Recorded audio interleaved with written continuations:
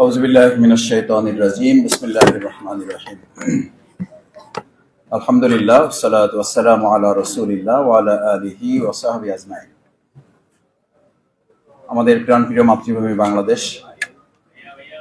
বাংলাদেশের অসম্ভব সম্ভাবনাময় একটি অঞ্চল।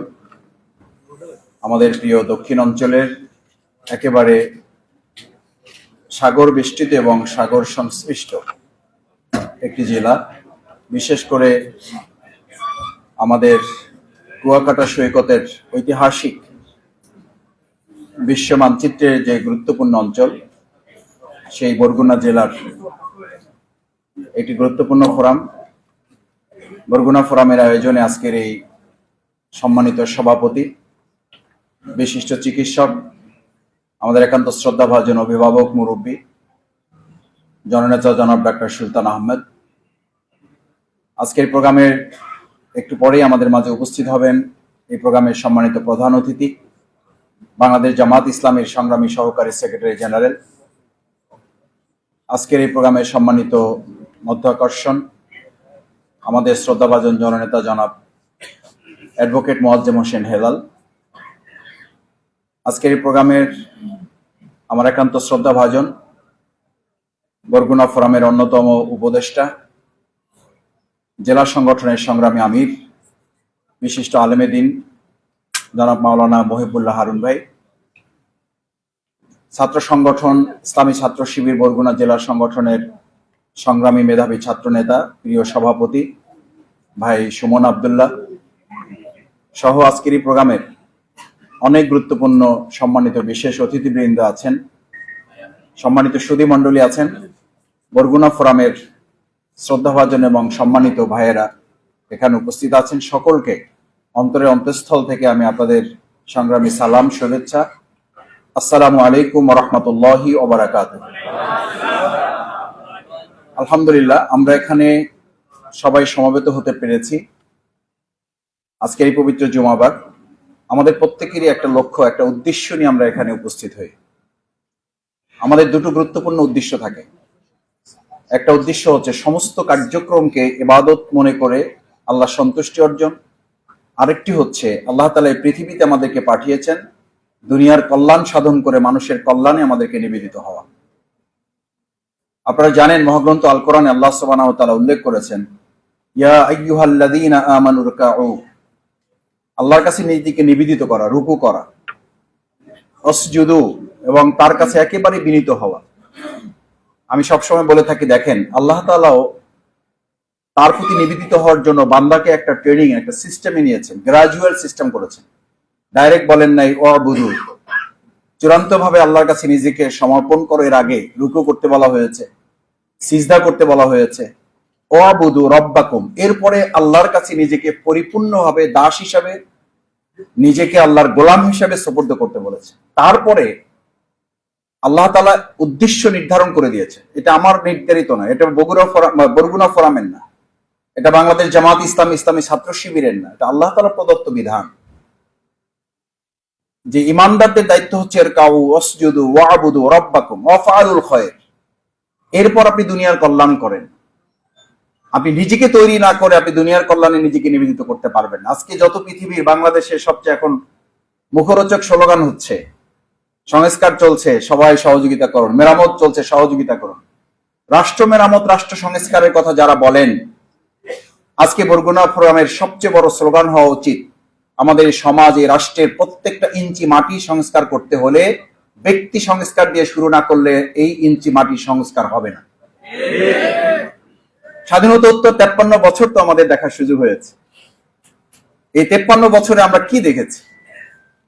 যারা রাষ্ট্র সংস্কারের কথা বলেছে, সমাজ সংস্কারের কথা বলেছে, আমাদের এই প্রিয় মাতৃভূমি বাংলাদেশ সংস্কারের কথা বলেছে, এই বাংলাদেশকে সোনার বাংলা করতে চেয়েছে, কিন্তু সোনার বাংলা করতে চেয়ে এটাকে তো তারা চোরের খনিতে পরিণত করেছে।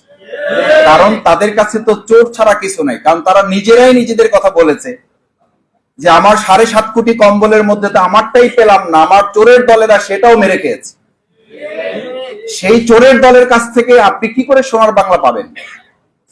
সুতরাং বরগুনা ফোরামের গুরুত্বপূর্ণ উদ্দেশ্য হচ্ছে আমরা আমাদের প্রিয় মাতৃভূমি বাংলাদেশকে সোনার বাংলা করতে গিয়ে আপনি আগেই সোনার বরগুনা তৈরি করতে পারবেন না। সোনার বরগুনা তৈরি করতে হলে প্রিয় নবী মুহাম্মদুর রাসূলুল্লাহ সাল্লাল্লাহু আলাইহি সাল্লামের নীতি আদর্শ মেনে আগে নিজেকে সোনার মানুষে পরিণত করতে হবে। তারপরে সেখান থেকে সংস্কার করলে আপনি বরগুনা ফোরাম সংস্কার করতে পারবেন, সেখান থেকে প্রিয় মাতৃভূমি বাংলাদেশকে সোনার বাংলায় পরিণত করতে পারবেন। অফআলুল খায়র, কল্যাণে, মানুষের কল্যাণে কাজ করা। মানুষের কল্যাণে কেউ কাজ করলে তো তার 17 বছর বা 15 বছর বা 15.5 বছর যদি কল্যাণে কেউ কাজ করে, মানুষের উন্নয়নে যদি কাজ করে, তার পদ্মা সেতু নির্মাণ যদি মানুষের কল্যাণে হয়, তাহলে 15.5 বছর ক্ষমতায় থেকে তার তো অন্তত জেলে যাওয়ার কথা, তার তো হেলিকপ্টারে চলে যাওয়ার কথা না। মানুষের কল্যাণে কাজ করে কেউ যদি হেলিকপ্টারে চলে যায়, বুঝতে হবে এই কল্যাণটা যত না দেশের জন্য মানুষের জন্য করেছে, তার পরিবর্তে সে তার এবং নিজের দলের কিছু করেছে, বাকিটা কোন একটা আধিপত্যবাদের শক্তির কল্যাণে কাজ করার কারণে সেই দেশেই তাকে চলে যেতে হয়েছে। এটা বুঝার জন্য কোনো পিএইচডি ডিগ্রি দরকার নেই, এটা বুঝার জন্য এমফিল করার দরকার নেই, এটার জন্য মুহাদ্দিস মুফতি হওয়ার দরকার নেই, মুফাসসির হওয়ার দরকার নেই, এটার জন্য এই বিরাট বিরাট সেমিনার, সিম্পোজিয়াম, আলোচনা সভা, প্রীতি সমাবেশের দরকার নেই। সে কারণে আল্লাহ তাআলা ঘোষণা হচ্ছে অফআলুল খায়র, তোমরা সমাজ মানবতার কল্যাণে কাজ করো, তাহলে মানুষই তোমাকে আল্লাহ তাআলার ভালোবাসায় সমৃদ্ধ করবেন। আমাদের একটা ভুল ধারণা আছে, এই যে এখন 5ই আগস্ট পরবর্তী একটা সময় এসছে, ভাই একটু খেয়াল রাখেন, না হলে পরিস্থিতি আবার কি হয় বলা যায় না, পরিস্থিতি আবার কি হয় বলা যায় না। যারা আমাকে ভয় দেখান, আমি তাদেরকে বলি যে ভাই আল্লাহর রাস্তে ভয়টা দেখাইয়েন না। তো বলে কেন মাসুদ ভাই, আমি তো ভয় দেখাইনি আপনারে। আমি না বললাম আমি তো ভয় পেয়ে গেছি একটু, কারণ ওই যে বলেন ভাই একটু খেয়াল রেখেন, না হলে আবার কখন কি হয় কিন্তু বলা যায় না।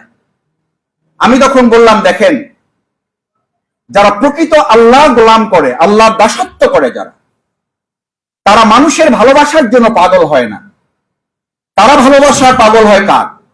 আল্লাহর ভালোবাসা। আল্লাহর ভালোবাসায় যখন আপনি পাগল হবেন, আল্লাহর সন্তুষ্টি, তার রাজি, তার খুশি জন্য যখন আপনি কাজ করবেন, তখন আল্লাহর দায়িত্ব হয়ে যায় ওই সমাজ রাষ্ট্রের মানুষকে আপনার ভালোবাসার পাত্রে পরিণত করা। আমার দক্ষিণবঙ্গের আলোচনা আসলে মাওলানা দেলাওয়ার হোসেন সাঈদী রাহিমাহুল্লাহ আলোচনা না করলে দক্ষিণবঙ্গের আলোচনা সফল এবং সার্থক হয় না। আল্লাহ তাআলা তাকে জান্নাতুল ফেরদাউস নসিব করুন। তাকে যারা হত্যা করেছে তাদের বিচারের মুখোমুখি যেন আল্লাহ করেছেন, এটা দেখিয়ে যেন আল্লাহ আমাদের পৃথিবী থেকে বিদায় নেওয়ার তৌফিক দান করেন। কারণ তিনি মানবতার কল্যাণে কাজ করতেন, মানুষকে ভালোবাসতেন, যত তার চেয়ে ভালোবাসতেন কাকে? আমি ওনাকে বহুবার জিজ্ঞেস করার সুযোগ পেয়েছি, হুজুর আপনাকে মানুষ এত ভালোবাসে কেন, আপনাকে মানুষ এত পছন্দ করে কেন? উনি পরিষ্কার দুটো কথা বলতেন, আমি যদি আজকে আল্লাহকে ভালোবাসা বন্ধ করে দেই, আমি কোরআনের কথা বাদ দিয়ে আমার বাপ, আমার মা, আমার পরিবারের কথা বলা শুরু করি, তাহলে তুমি নিশ্চিত থাকো এই প্রোগ্রাম থেকে লোকেরা উঠে যেয়ে আমাকে ঘৃণার পাত্রে পরিণত করবে। আমরা বিগত 15 বছরে দেখেছি আল্লাহ রাসূলের ভালোবাসার পরিবর্তে, আল্লাহ রাসূলের গুণকীর্তনের পরিবর্তে ব্যক্তি এবং পরিবারের গুণকীর্তন করতে করতে 15টা বছর কাটিয়ে দেওয়ার ফলশ্রুতি হচ্ছে এখনো তাদের ছবিতে, তাদের প্রতিকৃতিতে জুতা মারার প্রতিযোগিতা হয় একটা মজু দিয়ে। একটা মজু খাওয়ার জন্য কে কত জুতা মারতে পারবে, এই প্রতিযোগিতা এখন এই প্রজন্ম করে। কারণ আপনার আল্লাহর ভালোবাসার পরিবর্তে একজন ব্যক্তির ভালোবাসায় এই জাতিকে আপনার পরিবর্তন করতে চেয়েছিলেন। সম্মানিত বরগুনা ফোরামের শ্রদ্ধেয় সুধী মণ্ডলী, ভাই এবং বন্ধুগণ, এটা কেন এই জন্য করতে হবে? এখানে যারা আমরা আছি, ওয়াফআলুল খায়র লাআল্লাকুম তুফলিহুন, এই সফলতাটা দেশের পরে, জাতির পরে সফলতাটা আল্লাহ বলছেন, তাহলে তুমি নিজে সফল হবে। আল্লাহ তাআলা বলেন, রাসূল করিম সাল্লাল্লাহু আলাইহি ওয়াসাল্লাম কি আমাদেরকে এই কথা শোনানো হয়েছে, যখন আল্লাহ তাআলা কোনো ব্যক্তিকে ভালোবাসেন তখন আল্লাহ তাআলা আসমানওয়ালাদেরকে ডাকেন, আসমানওয়ালাদেরকে একত্রিত করেন। আসমানওয়ালারা কারা? ফেরেশতাগণকে জানিয়ে দেওয়া হয় আমি দুনিয়ার অমুক ব্যক্তি আব্দুল জব্বার, আব্দুর রহিমকে ভালোবাসি, আমি আব্দুল সত্তারকে ভালোবাসি। আসমানওয়ালারা দুনিয়াওয়ালাদেরকে, জমিনওয়ালাদেরকে বলে দাও তারা যেন আমার ওই আব্দুর রহিম, আব্দুল জব্বার, আব্দুল সত্তারকে ভালোবাসে। আজকে আমাদেরকে বলা হয় এত জেল জুলুম নির্যাতন নীতিরা আমাদেরকে মানুষ থেকে বিচ্ছিন্ন করার সকল আয়োজন তারা করেছিল, আলহামদুলিল্লাহ, যেহেতু আল্লাহ আমাদেরকে ভালোবাসেন, গোটা পৃথিবীর সমস্ত ষড়যন্ত্র ছিন্ন করে আল্লাহর এই ভালোবাসাটা কি আমাদের মাঝে স্থায়ী করে দিয়েছেন বলে যত আমাদেরকে বিচ্ছিন্ন করতে চেয়েছেন আমরা জনগণের সাথে সম্পৃক্ত হয়েছি, আর আল্লাহ তাদেরকে শুধু বিচ্ছিন্নই করেন নাই, দেশ ছাড়া করে দেশ থেকে পালাতে তাদের বাধ্য করেছেন। সুতরাং আপনার প্রথম সিদ্ধান্ত হবে, এই ফোরামের সাথে আমরা যারা সম্পৃক্ত, আমরা মানুষের ভালোবাসার সাথে মূল টার্গেট হবে এই ভালোবাসার মাধ্যমে আমরা আল্লাহর ভালোবাসা অর্জন করতে চাই। আল্লাহর ভালোবাসা যারা অর্জন করে তাদের ভালোবাসার মধ্যে দেশপ্রেম থাকে, তাদের ভালোবাসার মধ্যে আধিপত্যবাদকে মাথায় রেখে রাষ্ট্র পরিচালনা চিন্তা তারা করে না। কারণ যারা আল্লাহকে ভালোবাসে তাদের পররাষ্ট্র নীতি থাকে লা তাখশা ইল্লাল্লাহ, তারা বিদেশে বন্ধুত্ব রাখে, বিদেশে কোনো প্রভুত্ব রাখে না। সুতরাং বরগুনা ফোরামের এখানকার এই ভাইয়েরা যদি সিদ্ধান্ত নেয়, আমার প্রিয় মাতৃভূমি বাংলাদেশে আমরা একজন নাগরিক হিসাবে আজকে থেকে বাংলাদেশের বাইরে সমস্ত রাষ্ট্র আমাদের বন্ধু থাকবে, একজন প্রভুকেও আর আমরা মেনে নেব না।